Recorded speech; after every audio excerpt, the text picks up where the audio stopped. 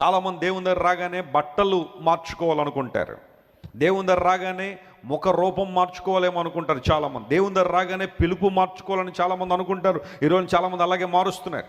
బట్టలు రంగులు మారుతున్నాయి, పిలుపులు మారుతున్నాయి, ఫుడ్ హ్యాబిట్స్ మారుతున్నాయి, రకరకాలైన మార్పులు వారు చేపడుతున్నారు. కానీ ఏం మారడం లేదు, మనసు మారడం లేదు.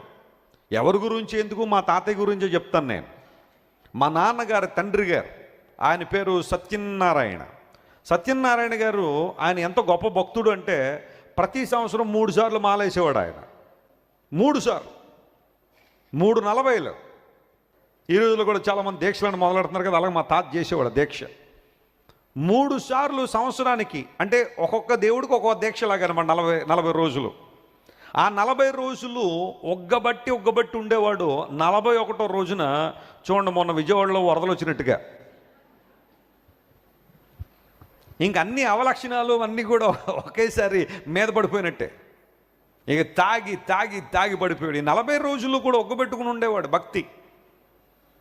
40 రోజులు కూడా జాగ్రత్తగా ఇంత భక్తి చేస్తేనే పరలోకంలో చోటు ఉంటుంది అనుకున్నాడో ఏంటో, కానీ ఎంతో భక్తి చేసి ఆ 41వ రోజు చూడాలి సత్యనారాయణ గారి పరిస్థితి. రోడ్డు మీద దొర్లెత్తుండేవాడు ఆయన, భార్యని చెతకొట్టేస్తుండేవాడు.